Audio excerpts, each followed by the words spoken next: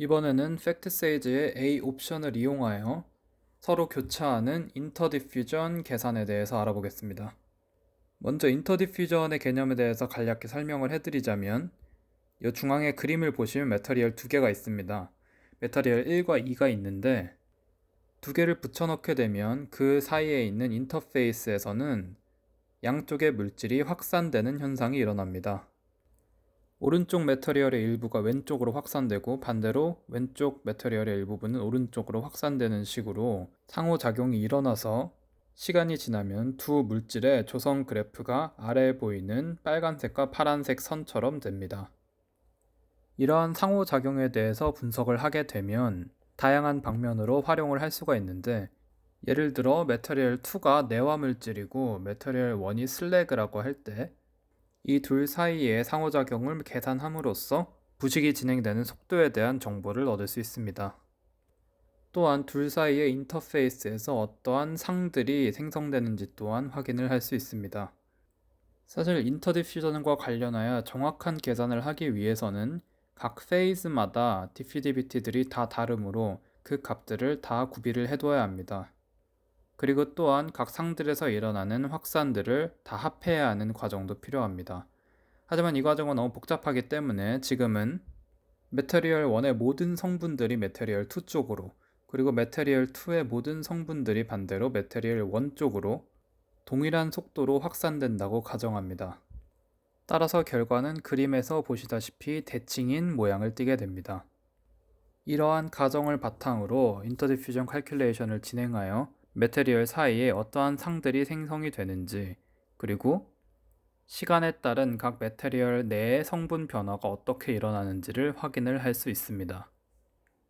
이제 이것을 팩트세이지 내에서 어떻게 구현을 할까요? 아까 A를 사용한다고 미리 말씀을 드렸는데, 위쪽에 보시다시피 이제 리액턴트 1에 A를 배정을 하고 리액턴트 2에 1-A를 배정을 하게 되면 두 개를 더했을 때 1이 나오게 됩니다. 즉 순수한 메테리얼 1의 경우는 A가 1이고 1-A가 0이 될 것이고, 순수한 메테리얼 2인 경우는 A가 0이 되고 1-A가 1이 될 것입니다. 그리고 A 값을 1부터 0까지 서서히 변화시키게 되면 1-A의 값도 0에서 1까지 서서히 같은 비율로 변하게 될 것이기에 그림에서 보이는 것과 같은 조성 변화를 이끌어낼 수 있을 것입니다. 실제 예시를 들어보면서 더 자세히 설명을 드리겠습니다. 다음 슬라이드로 넘어가겠습니다. 예를 들어 다음과 같은 반응이 일어난다고 합시다. 왼쪽에는 내화 물질이 있고 오른쪽에는 슬래그가 있습니다. 내화 물질의 경우는 95%의 Al2O3 그리고 5%의 MgO로 구성되어 있고, 슬래그의 경우는 60%의 CaO 그리고 40%의 SiO2로 구성되어 있습니다. 이제 둘 사이에 있는 인터페이스에서 리액션이 일어날 텐데요. 이제 이 인터페이스에서 나타날 수 있는 조성을 A를 이용해 표현을 할 수 있습니다. 옆에 메뉴 페이지에서 보시다시피 위쪽에 리액턴트 부분을 보시면 0.6A CaO, 0.4A SiO2 이런 식으로 표시가 되어 있는데요. A가 0일 때는 내화 물질의 조성과 똑같아지는 것을 확인을 할 수 있고, 반대로 A가 1이 되면 슬래그의 조성과 같아지는 걸 알 수 있습니다. 이제 이런 식으로 초기 조성을 설정하여 계산을 진행하도록 하겠습니다. 그리고 계산을 진행하게 되면 다음과 같은 그래프가 나올 것입니다. A가 0에서 1로 변화해 나감에 따라서 어떠한 상들이 일어나는지를 한눈에 볼 수 있습니다. 이제 실제로 팩트세이즈를 실행시켜서 진행을 해보도록 하겠습니다. 이클립 모듈로 가서 먼저 새로운 리액션을 만들어 보겠습니다. 유닛의 경우는 섭씨, atm, 줄, 그람, 리터로 설정을 해주시고, 데이터베이스의 경우는 슬래그와 내화물질이 사용되므로 FT 옥사이드를 설정해주면 됩니다. OK를 눌러주시고 이제 4개의 성분인 CaO, SiO2, Al2O3, MgO 순서대로 적어주겠습니다. 이제 각각 성분의 양을 결정을 해주어야 하는데, 슬래그 성분 쪽에 A를, 그리고 내화물질 성분 쪽에 1-A를 곱해주면 되므로 CaO의 경우는 0.6A, 그리고 SiO2의 경우는 0.4A를 해주시면 됩니다. 만약에 총량을 1이 아니라 100으로 한다고 하면 0.6이 아니라 60A 그리고 40A 이렇게 설정을 해주시면 됩니다. 지금은 일단 그렇게 해보겠습니다. AL2O3의 경우는 95-95A 그리고 MgO의 경우는 5-5A가 될 것입니다. 이렇게 설정을 해주고 넘어가겠습니다. 상들의 경우 모든 상들을 선택을 해주시고 솔리드를 선택을 해줍니다. 이제 A의 범위를 설정해 줄 것인데 0부터 1까지를 0.01 단위로 쪼개어서 변화를 볼 것이므로 A 부분에 0 띄고 1 띄고 0.01을 적어줍니다. 온도를 1600도, 압력을 1기압으로 해서 계산을 눌러주시면 다음과 같은 결과를 볼 수 있습니다. A가 0일 때의 경우는 30.388g의 스피넬상이 형성되는 것을 확인할 수 있고 밑에를 보시면 스피넬상 내에 양 이온들의 분포 또한 확인할 수 있으며 스피넬상 자체에 대한 원소 조성 또한 확인할 수 있습니다. A가 0이므로 CA나 SI는 등장하지 않는 것을 또 확인할 수 있습니다. 또 밑으로 내려가 보면 69.612g의 Al2O3가 생성되었음을 볼 수 있습니다.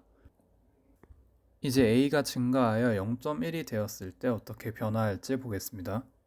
즉 슬래그가 10%, 내화물질이 90%로 섞여 있는 상태에서 상이 어떻게 될지 확인하는 것입니다.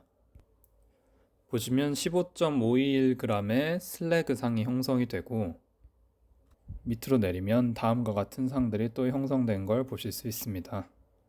앞서 A가 0일 때 봤을 때와는 확연히 차이가 납니다. A 값에 따라서 어떤 상들이 나오는지를 한눈에 확인하기 위해서 플롯을 사용하도록 하겠습니다. 먼저 축들을 설정을 해주겠습니다. X 같은 경우는 알파로 해주시고 Y축의 경우 g으로 설정을 해주시면 됩니다. 바로 OK를 누르기 전에 리프레시 버튼을 한번 눌러주시고 OK를 눌러주십시오. 이제 어떤 상들에 대한 정보를 표시를 할지 선택을 해주어야 하는데 스피시 부분의 셀렉트 버튼을 눌러서 다시 한번 셀렉트를 누르고 Select All Stable Phases를 눌러줍니다. 이렇게 설정을 해주시면 모든 안정한 상을 다 고려를 해서 그래프에 플롯을 하게 됩니다.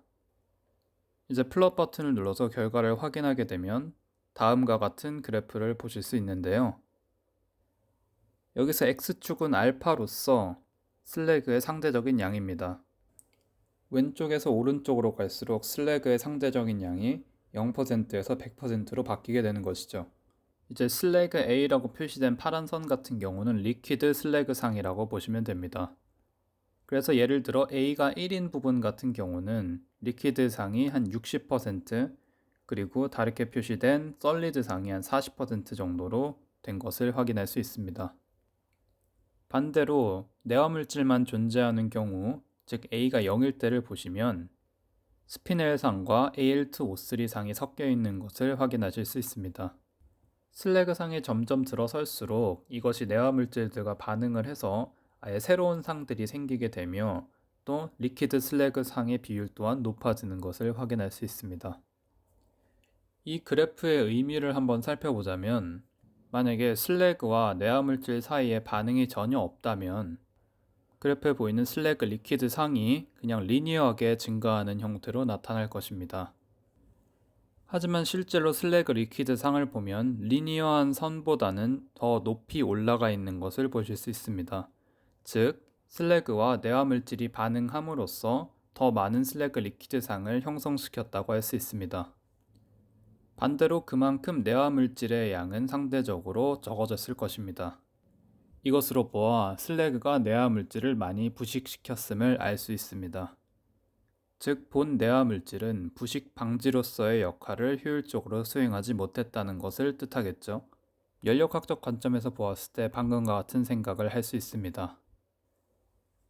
만약에 슬래그 리퀴드 상이 리니어한 선보다 오히려 더 밑으로 내려가는 상황이라면 어떨까요?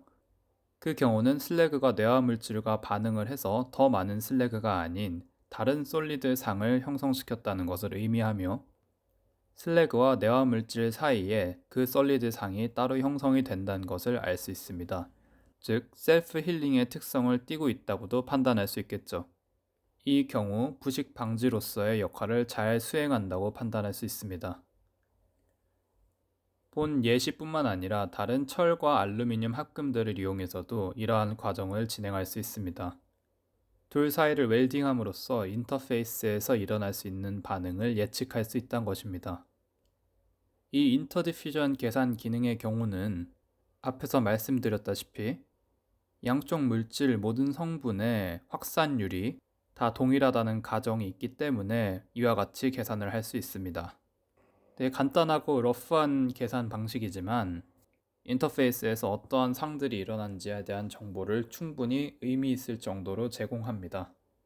이제 창들을 닫고 다시 슬라이드로 돌아가겠습니다. 이제 방금 직접 백스테이지로 계산한 거에 대한 결과를 다시 한번 보시고 넘어가면 조금 더 복잡한 예시들이 나오게 됩니다.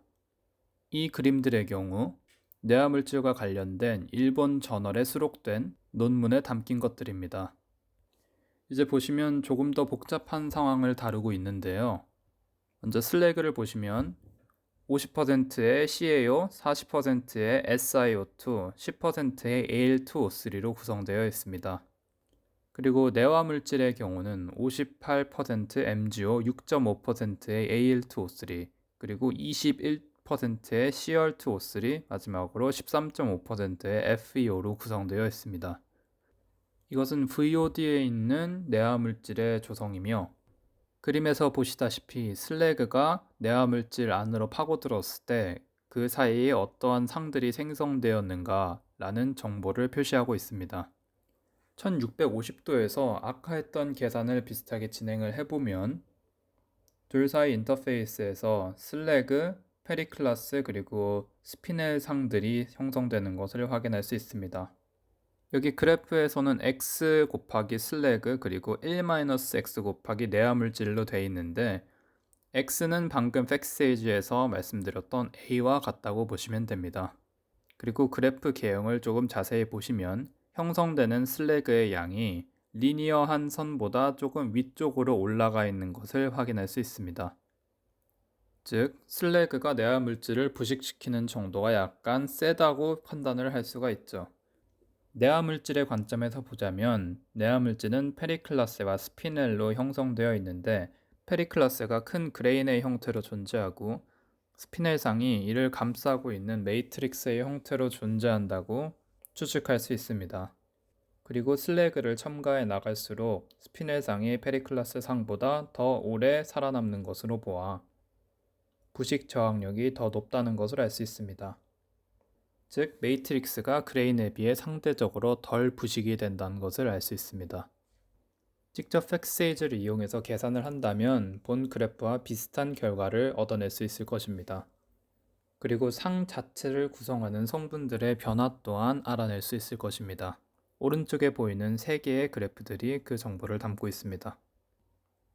이러한 계산과 분석 방법은 현재까지도 내화물질 관련된 산업에서 활발히 이루어지고 있으며 슬래그에 대해 부식 방지로서 어느 정도의 효과를 기대할 수 있는가 또한 예측하는 데도 사용됩니다. 이렇게 A와 1-A를 활용하여 두 물질들 사이에 인터디퓨전이 일어났을 때 인터페이스에 형성된 상들을 계산할 수 있는 방법에 대해 알아보았습니다.